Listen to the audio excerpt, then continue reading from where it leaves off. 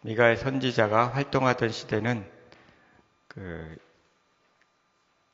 요담, 아하스, 히스기야 왕이 있었던 때이고, 그때 이제 활동했던 선지자들은 잘 아시는 대로 이사야가 활동했고요. 또 아모스, 호세아, 에레미야 이런 선지자들이 동시대에 있었습니다. 그래서 그때가 기원전 750년에서 기원전 686년 정도에 활동했다, 그렇게 되어 있습니다. 750에서 686년 사이면 대략 어떤 때냐면 이스라엘이 아수르에 의해서 멸망됐던 시기가 기원전 720년입니다. 그러니까 그 750년하고 686년 기원전 그 사이에 있었던 일이 이스라엘이 이제 멸망되었던 거죠. 그리고 유다가 기원전 586년에 멸망됐기 때문에 이제 그 멸망되기 100년 전쯤 이제 예언이 되고 있습니다. 그래서 미가는 그 예언의 대상은 유다와 이스라엘 모두를 이제 포함하고 있습니다. 그 당시에 이스라엘은 이제 멸망되어 가고 있었고, 유다는 히스기야 시대에 아수르의 이제 침공을 받고 있었습니다. 그것 때문에 멸망하지는 않았지만 심각한 공격을 받고 있었던 때고, 이제 멸망하기 한 100년 전에 미가는 유다를 향하여 예언했던 것입니다. 그 당시에 하나님의 말씀을 저버리고 죄악 가운데 있었기 때문에 죄에 대해서 분명하게 책망하고 돌이키도록 하며, 그리고 아울러서 회복에 대한 말씀을 예언했던 것입니다. 오늘 이제 말씀에 보시면 오늘 1절에 그들이 침상에서 죄를 꾀하며 악을 꾸미고 날이 밝으면 그 손에 힘이 있으므로 그것을 행하는 자는 화가 있을진저. 밤낮으로 죄를 행한다는 거죠. 밤에는 죄를 꾀하고 계획하고, 낮에 밝으면 힘이 있으니까 그것으로 이제 행동으로 죄를 범한다, 이렇게 죄에 대한 지적을 하고 있습니다. 하나님께서는 우리들의 죄를 아신다는 거죠. 우리들의 죄를 아신다는 겁니다. 그 당시에 이스라엘 사람들, 유다 사람들의 죄를 아시는 거죠. 밤에 하는 그 꾀하는 죄도 아시고, 그리고 낮에 하는 그 행동도 아시고, 말로서 지은 죄, 행동으로 지은 죄, 이런 것들을 아신다는 것입니다. 이스라엘 사람들이 이와 같이 이제 밤낮으로 행했던 거죠.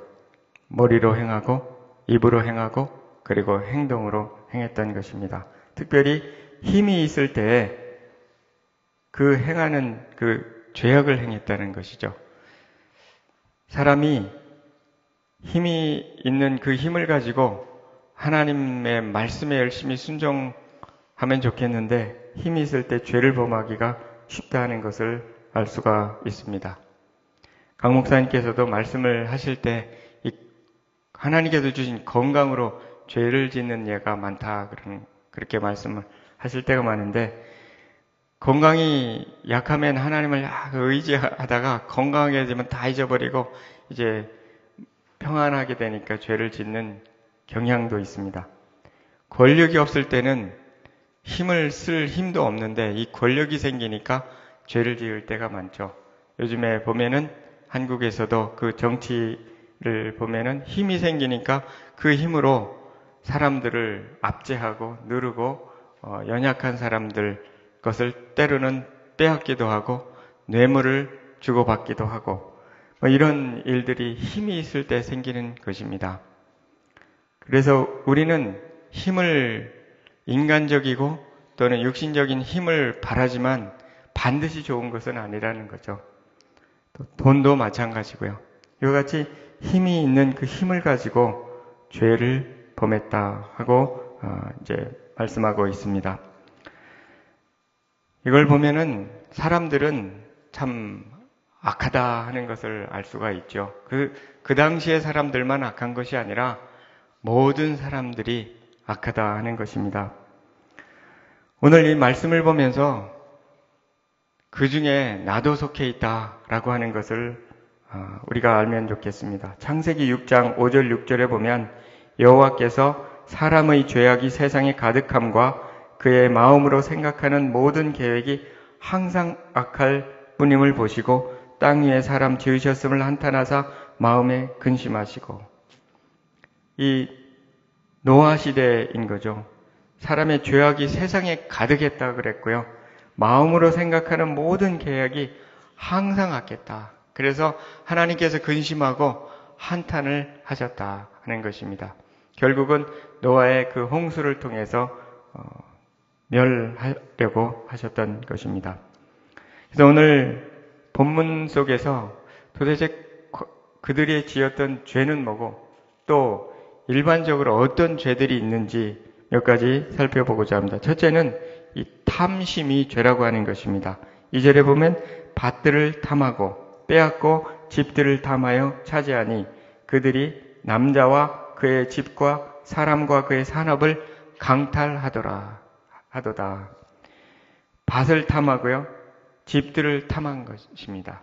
탐한다는 것은 다른 사람들 거를 이제 탐하는 거죠. 욕심을 부리는 거죠.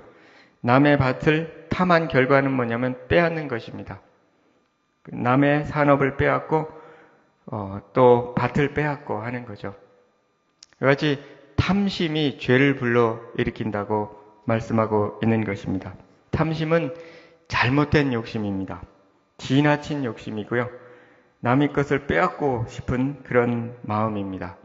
그래서 이 탐심을 신약시대에는 우상숭배라고 말씀합니다. 골로새서 3장 5절에 그러므로 땅에 있는 지체를 죽이라 곧 음란과 부정과 사욕과 악한 정욕과 탐심이니 탐심은 우상숭배니라.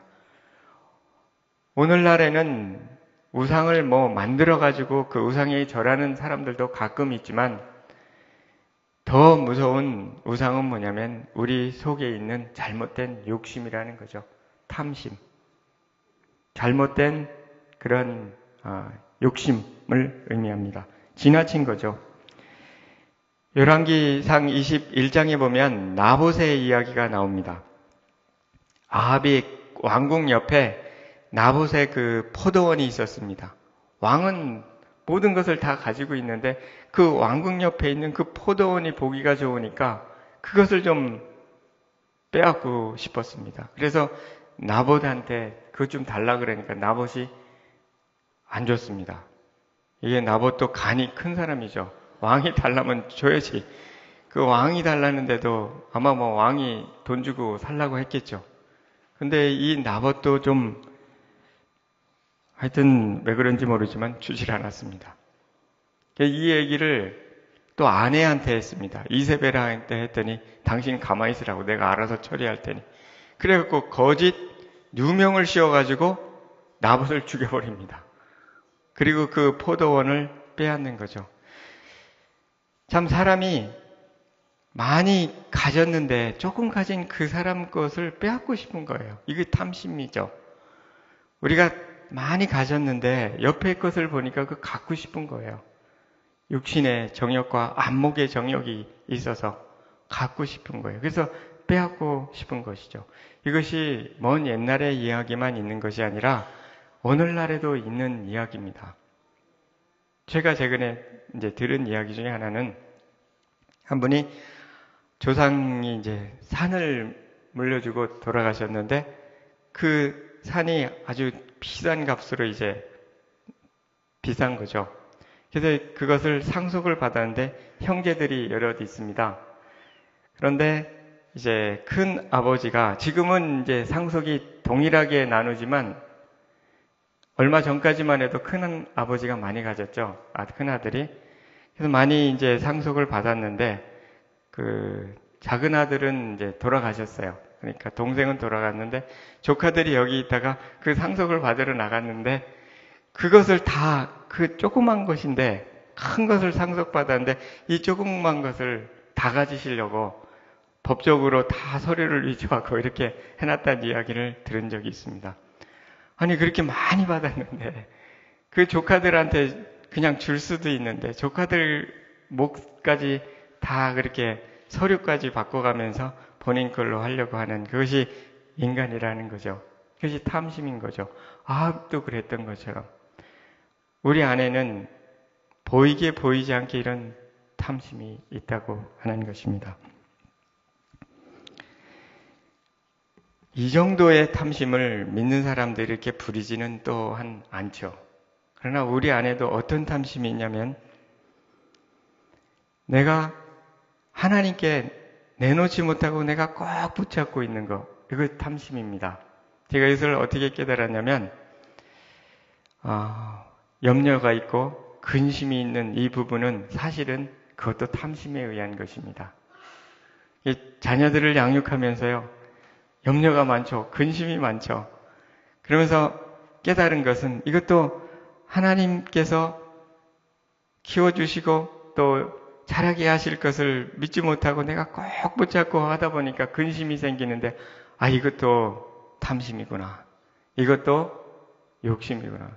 어느 면으로는 당연하죠. 부모된 사람으로서 자녀들을 근심하고 또 염려하고 또 기도하고 하는데 이 근심과 염려를 그칠 수 없는 이렇게 되면 이것은 도를 지나친 것이고 이것은 내가 모든 걸 주관하게 했다고 하는 그 욕심에서 비롯된 것이라는 것을 알 수가 있습니다.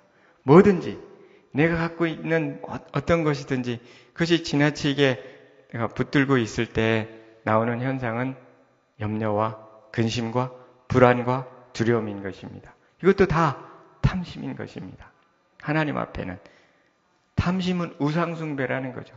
내가 염려하고 내가 근심하는 그 대상을 나는 지금 우상으로 여기고 있다는 것입니다. 왜? 하나님보다 더 중요하게 생각하고 있으니까.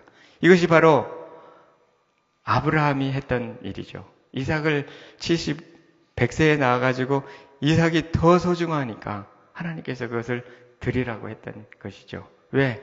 하나님보다 이삭이 더 그 마음속에 커 있고 불안하고 염려하고 하나님보다 더 사랑하고 있기 때문에 내 사랑하는 독자를 드려라. 꼭 그냥 이삭을 드리라고 안 하고 너가 사랑하는, 이게 무슨 뜻이냐면 너가 하나님보다 더 사랑하는, 더 염려하고 걱정하는 그 드려라. 이렇게 말씀하시는 거죠. 탐심이 죄고 우상 숭배라는 것입니다. 또 한 가지는 말씀을 듣지 않는 것이 죄라고 말씀합니다. 이 탐심이 있으면 말씀이 잘 들어오지 않습니다. 욕심이 있으면 잘 들어오지 않고요.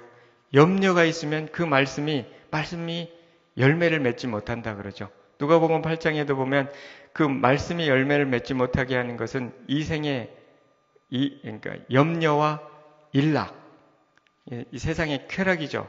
이런 것들이 말씀에 떨어져서 열매 맺지 못하게 한다는 것이죠.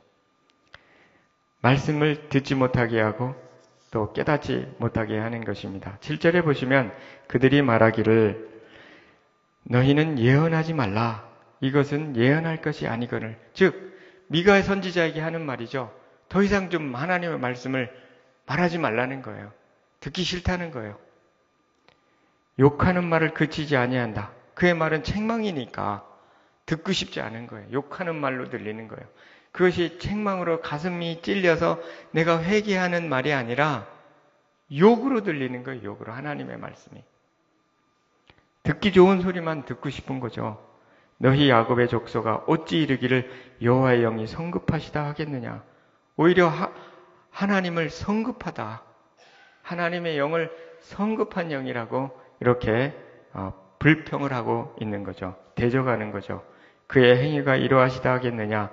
나의 말이 정직하게 행하는 자에게 유익하지 아니하냐. 정직하게 행하고 믿음으로 행하는 사람에게 유익한 말씀도 이 욕심이 많은 이 사람들에게는 욕으로 들리는 거예요. 그리고 하나님의 말씀을 듣기가 싫은 거죠. 이같이 하나님의 말씀을 듣지 않는 것이 죄라는 것입니다. 또 한 가지는 하나님의 말씀이 잘 들어오지가 않아요. 이 정도까지는 아니어도 말씀이 깨달아지지 않는 것은 그만큼 나의 마음이 무딘 심령이 되었다는 거죠. 엠마오로 가는 두 제자가 예수님이 동행하셨습니다. 그들이 동행한 게 아니라 엠마오로 간다는 것은 예루살렘으로부터 멀어지는 거예요. 즉 하나님으로부터 멀리 가고 있던 제자들이에요. 예수님이 거기 동행하셨습니다. 근데 예수님이 같이 해서 말씀을 하셨는데 깨닫지를 못해요. 그래서 더딘 심령이라고 말하고 있어요. 말씀을 깨닫지 못하고는 그 심령, 더딘 심령. 이거 뭐냐면 그 마음에 이제 더 이상 하나님이 안 계신 거예요. 예수 그리스도가 동행을 하고 있는데 들리지도 않고 보이지도 않고 그런 거죠. 더딘 심령, 무딘 심령이라고 할 수가 있는 거죠. 이것은 그만큼 우리의 마음이 많이 멀어져 있다는 거죠. 베드로가 예수님을 부인할 때 멀찍이 쫓았다 그랬어요. 예수님을 멀찍이 쫓은 거예요. 그러다가 부인한 거예요. 가까이 쫓은 게 아니라 룻은 나오미를 붙쫓았다 그랬죠. 붙쫓았다. 이게 가까이 딱 붙어서 갔는데 이 베드로는 예수님을 멀찍이 쫓아가다가 부인하고 말았던 것이죠. 이와 같이 하나님의 말씀이 들어오지 않는 것은 내가 좀 멀어지고 있구나. 뭔가 무딘 심령이 되고 있구나. 그때 예수님께서 말씀을 쫙 이렇게 선지자의 글과 모세의 글과 내서 시작해서 시편과 선지자의 글에 나에 대하여 기록된 것을 이제 자세히 말해 주셨죠. 그때 그 마음이 뜨거웠다 그런 거죠. 하나님의 말씀을 가까이 하고 그 말씀을 소중히 여길 때 마음이 뜨거워지게 되는 것입니다. 겸손한 마음으로 말씀을 받을 때. 근데 그렇지 않고 말씀이 들어오지가 않는 거예요. 욕으로 들리는 것이죠. 우리는 실패나 고난 속에서 하나님의 음성을 듣는 법을 배워야 합니다. 고난은 죄하고 관계없는 고난이 있고 죄하고 관계 있는 고난이 있다고 말하지만 실은 그 모든 고난 속에는 우리의 부패함과 연결되어 있다는 것입니다. 그래서 C.S. 루이스가 고난은 뭐라 그러죠? 하나님의 확성기다. 잘 깨닫지 못하니까 우리에게 고난이라는 걸 통해서 고통을 줍니다. 그래서 그 고통이 느껴지는 건 뭐냐면 잘 들리지 않으니까 큰 소리로 깨달으라 이런 뜻이죠. 뭔가 깨달으라는 겁니다. 그것이 바로 고통의 유익인 것입니다.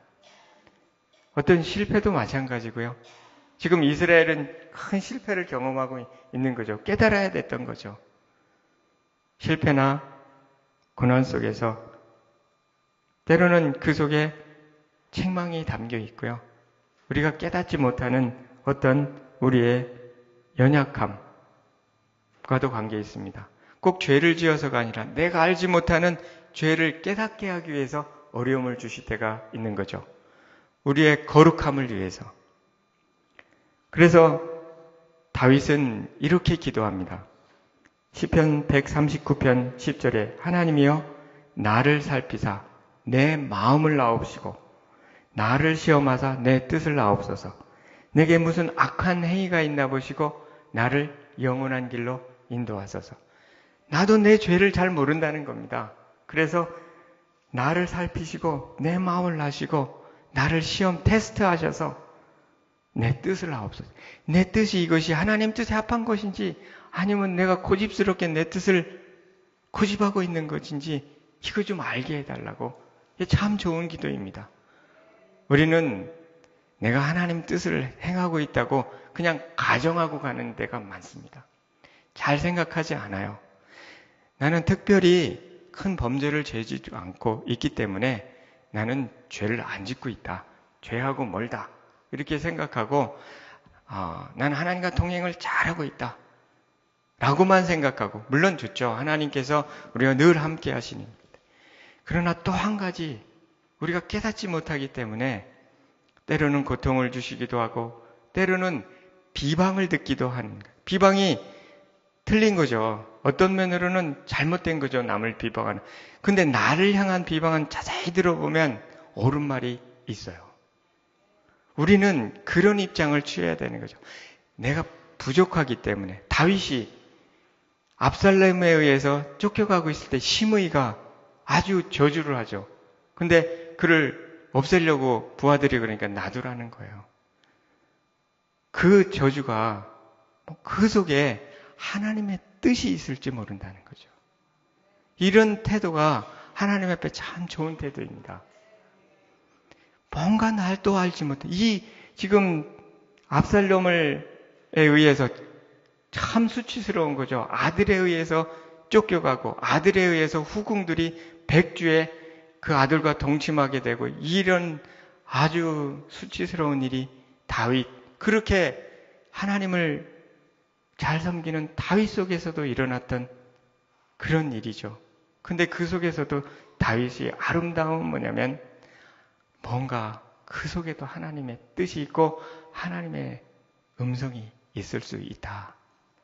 놔두라고. 그런 태도로 우리가 하나님 앞에 서는 게 필요합니다. 나도 모르는 뭔가를 더 깨끗하게 하시기 위해서 이 고난을 주셨구나. 나중에 알고 보면은 맞아요. 나중에 알고 보면 그 비난도 의미가 있어요, 나한테는. 또 그런 고통도 의미가 있어요. 나의 보이지 않는 무의식적인 죄성과 관계에 있다는 거죠. 이것이 바로 성화의 과정 속에서 우리에게 고난은 믿음을 깨끗하게, 더 온전하게 한다고 성경은 말씀하시는 거죠. 그래서 고통이라는 것은 부패한 자기 사랑 때문에 내가 아파한다는 거죠. 그것도 맞는 거죠. 그래서 우리는 죄에 대한 심각성을 더 가질 필요가 있습니다. 나는 예수 믿었기 때문에 의인이다. 맞죠? 신분상 의인이죠. 그러나 하나님의 이 성화의 과정 속에서 우리를 계속해서 죄의 문제를 다루신다고 하는 것을 우리는 기억해야 됩니다. 여전히 우리는 의인이지만 부패한 의인이야. 아직도 육신의 본성이 남아있고 늘 육신의 법과 성령의 법이 싸우고 있다고 하는 것. 그것을 인정하게 되는 거죠. 그래서 청교도들은 늘 이 죄 문제를, 회개를 그렇게 중요시 했던 거죠. 그래서 나를 살펴서 내 마음을 좀 알아달라고. 나를 시험해서 내 뜻, 나도 모르게 하나님의 뜻에서 벗어나지는 않았는지 이것 좀 알게 해달라고 하는 이 기도가 참 소중한 기도고 아름다운 태도라고 하는 것입니다. 오늘 이 이스라엘 사람들의 이 죄의 문제를 놓고 우리는 이것은 이스라엘 사람들의 문제라고만 생각하는 것이 아니라 나의 부족함, 때로는 나의 연약함을 생각하고 하나님 앞에 돌이킬 필요가 있다는 것입니다. 그래서 이제 하나님은 이 죄에 대해서 공의롭게 심판하신다는 것을 오늘 말씀합니다. 탐심에 대해서 재앙을 내리겠다고 3절에 그러므로 여호와의 말씀에 내가 이 족속에게 재앙을 계획하나니 너희의 목이 이에서 벗어나지 못할 것이요 또한 교만하게 다니지 못할 것이라 이는 재앙의 때임이라 하셨느니라. 이 탐한 거에 대해서 재앙을 주시겠다. 이 재앙이 뭐냐면 결국 이 아수르에 의해서 이스라엘이, 즉 북이스라엘이죠, 사마리아가 함락될 것이고 또 유다는 100년 후에 유다는 바벨론에 의해서 멸망할 것이다. 이것이 재앙입니다. 그때 4절 5절에 보면 너희를 조롱하는 시를 지으며 슬픈 노래를 불러 이르기를 우리가 온전히 망하게 되었도다. 그가 내 백성의 산업을 옮겨서 내게서 떠나게 하시며 우리 밭을 나누어 패역자에게 주시는도다 하리니 그러므로 여호와의 회중에서 분깃의 줄을 댈 자가 너희 중에 하나도 없으리라. 망하게 되었다고 누군가 노래를 한다는 거죠. 그때 백성의 산업을 옮겨서 내게서 떠나게 하시며 우리 밭을 나누어 패역자에게, 아수르에게 주고요, 바벨론에게 주고요. 바벨론 사람들이 와가지고 그들을 포로로 데려왔고요. 그 땅은 빈한 자, 아주 비천한 자들만 남고 다 포로로 되어 갔던 것이죠. 분깃에 줄을 댈 자, 더 이상 이제 분깃이 없어지는 거죠. 기업, 그들에게 주셨던 그 가나안 땅, 하나님의 분깃이었습니다. 다 잃어버리게 되었다 하는 것입니다. 하나님께서는 죄에 대해서 분명하시다 하는 거죠.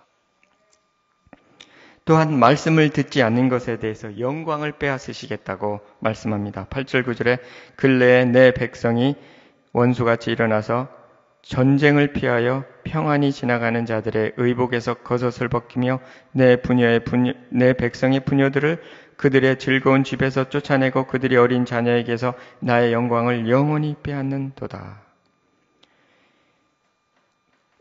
겉옷을 벗기게 하고요. 그 다음에 부녀들을 즐거운 집, 그동안 즐거웠던 그 집에서 이제 쫓겨나는 포로가 되는 거죠. 그리고 자녀들에게서 나의 영광, 하나님의 영광을 빼앗겠다는 거죠.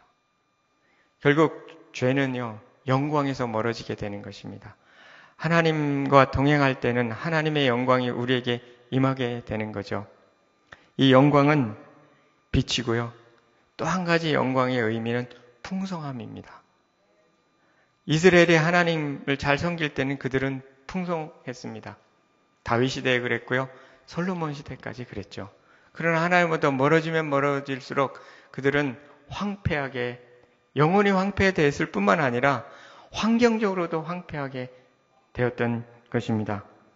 특별히 자녀에게서 영광이, 자녀가 참 중요해요. 이 영광은 자손으로부터 계속 흘러내려가는 영광인데 자녀에게서 영광을 빼앗겠다는 거죠.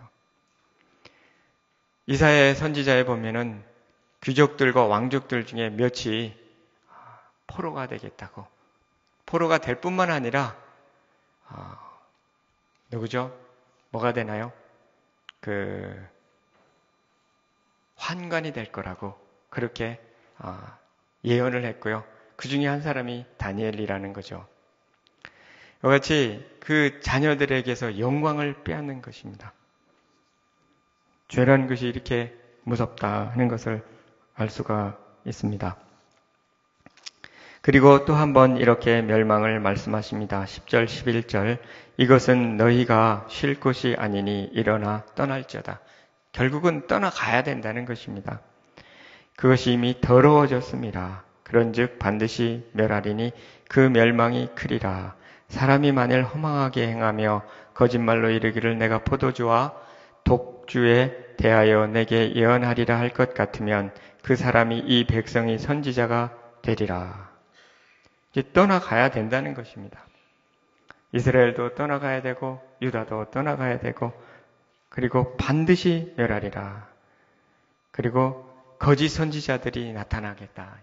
거짓 선지자들이 거짓을 얘기하겠다는 거죠. 포도주와 독주에 대해서 예언하고 하는 그런 선지자들이 나오겠다. 포도주와 독주에 대해서 예언한다는 것은 아마 포도주와 독주를 마시도록 유도하는 그런 예언일 수도 있습니다. 아무튼 죄를 짓도록 하는 예언이고요. 거짓 예언자들이 판을 치게 되는 것입니다. 이와 같이 하나님께서는 공의로시다. 죄를 묵고하지 않으시는 분이 하나님이시다 하는 것을 알 수가 있습니다. 영광을 빼앗는다 하는 거죠. 로마서 3장 23절에도 모든 사람이 죄를 범하였음에 하나님의 영광에 이르지 못하더니, 죄 때문에 하나님과 교제할 수 있는 영광에서 멀어지는 것입니다. 영광 중의 영광은 하나님과 교제하는 것입니다. 히브리서 9장 27절에 한 번 죽는 것은 사람에게 정하신 것이요 그 후에는 심판이 있습니다. 우리가 다 죄인이잖아요. 이스라엘 사람들처럼 또 유다 사람들처럼 죄인인데 죄는 반드시 심판이 있다고 말씀하시죠. 그래서 이 죄에 대한 형벌을 면할 수는 없다 하는 것을 우리는 다시 한번 기억해야 합니다. 그런데 하나님이 이와 같이 공의로우신데, 그렇지만 하나님의 진짜 본심은 이스라엘과 유다를 멸망시키는 것이 본심은 아니다는 거죠. 공의로우시기 때문에 멸망을 하셔야 되는데, 정말 하나님의 큰 본심은 이스라엘의 회복에 있다는 거죠. 믿는 사람의 회복. 그래서 에레미야가 3장 33절에 주께서 인생으로 고생하게 하시며 근심하게 하심은 본심이 아니로다. 하나님의 본심은 우리가 그 죄 때문에 고통당하고 고난당하는 것에만 있지 않다는 거죠. 깨닫도록 하시는 거고요. 근데 깨닫는 것도 내 스스로 못 깨달아요. 그래서 은혜를 주셔서 깨닫게 하시는 겁니다. 고난을 주셔서 마음을 낮추게 하셔서, 그리고 말씀을 들어가게 하셔서 이제 깨닫도록. 이것이 본심이라는 거죠. 우리는 연약해서요, 아무리 고통을 줘도 스스로 깨닫는 자는 하나도 없다는 거예요. 아무리 고난을 줘서 깨닫도록 해도 스스로는 깨닫지 못한다는 거죠. 하나님의 은혜가 임할 때 그때 비로소 깨닫는 거죠. 그래서 하나님께서는 전부 다 멸망시켜야 되는데 그들을 사실은 살리기 위해서 고통을 주신 것이지 그 벌하기만 위해서 고통을 주시는 것은 아니다는 거죠. 정말 그 벌에 합당한 고통을 주면 다 죽어야 되는 것입니다.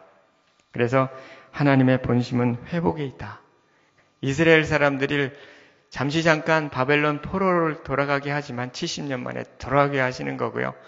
사마리아 사람들도 그들의 아수르에게 멸망하게 하지만 결국은 회복시키는 거죠. 이 회복이 언제 일어나냐면 예수 그리스도가 오실 때 다시 회복되는 것이고, 이스라엘 사람들은 아직도 온전한 회복은 안 이루어졌지만 성경에 의하면 반드시 그들이 회복된 후에 예수님이 오신다고 약속하고 있는 것입니다.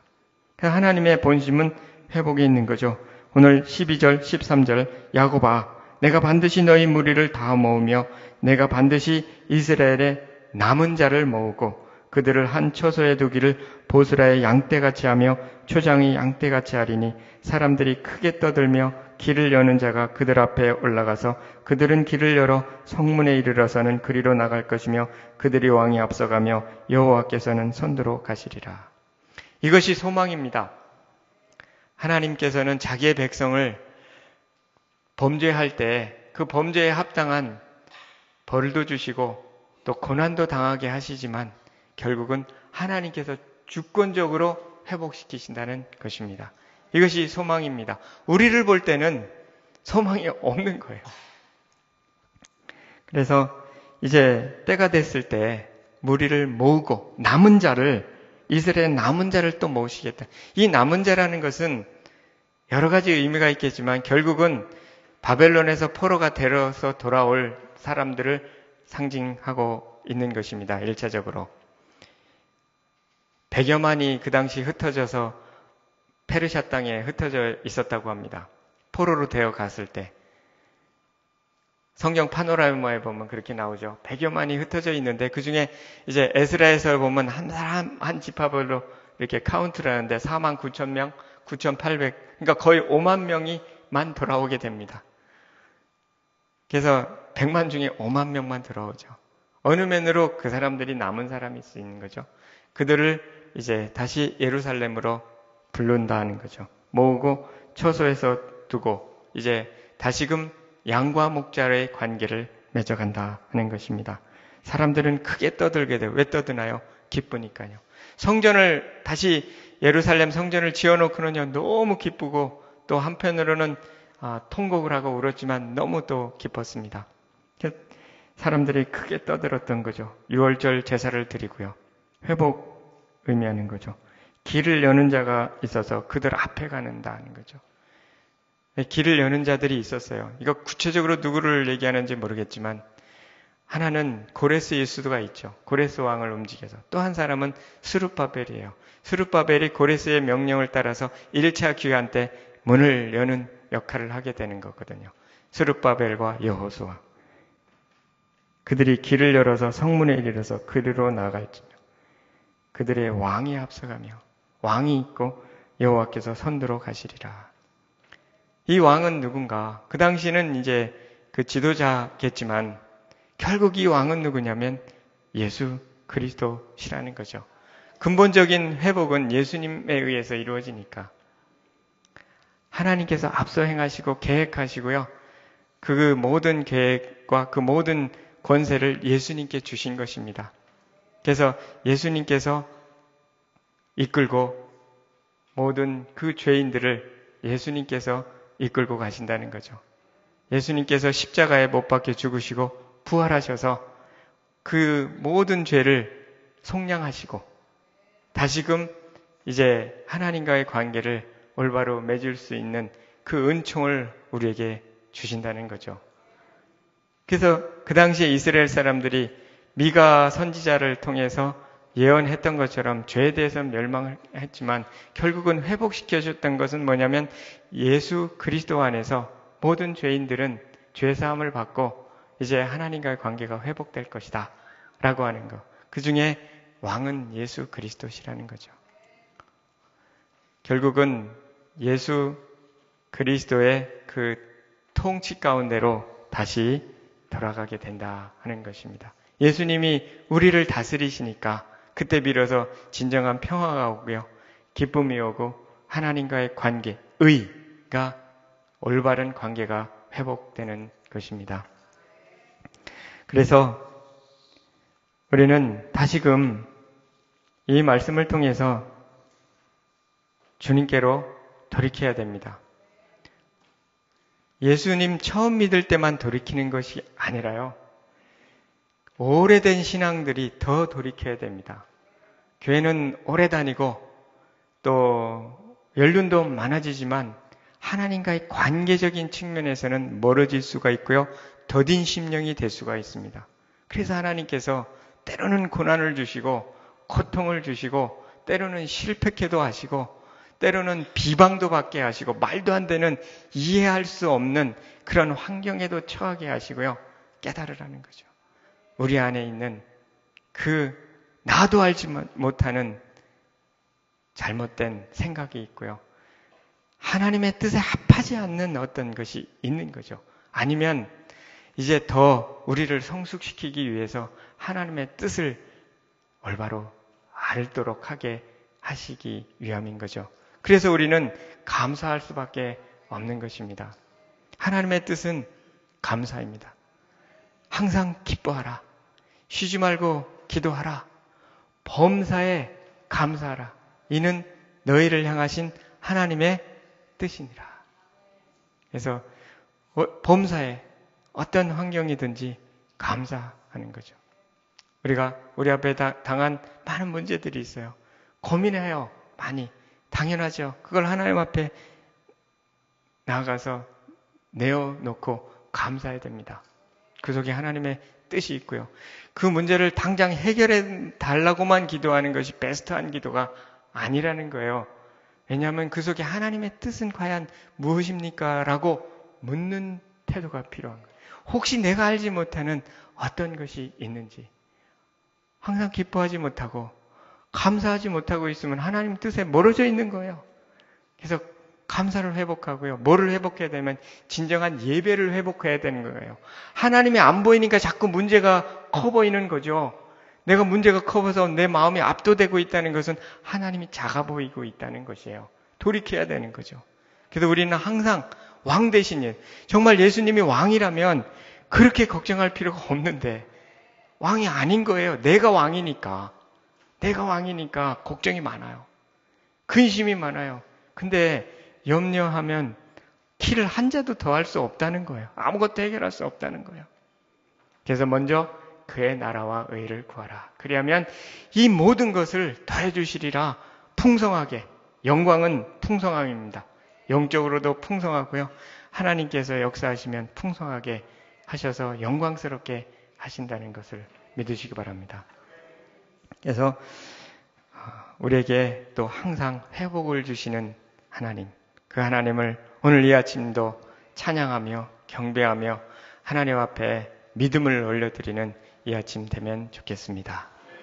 우리 다 같이 함께 좀 기도하겠습니다.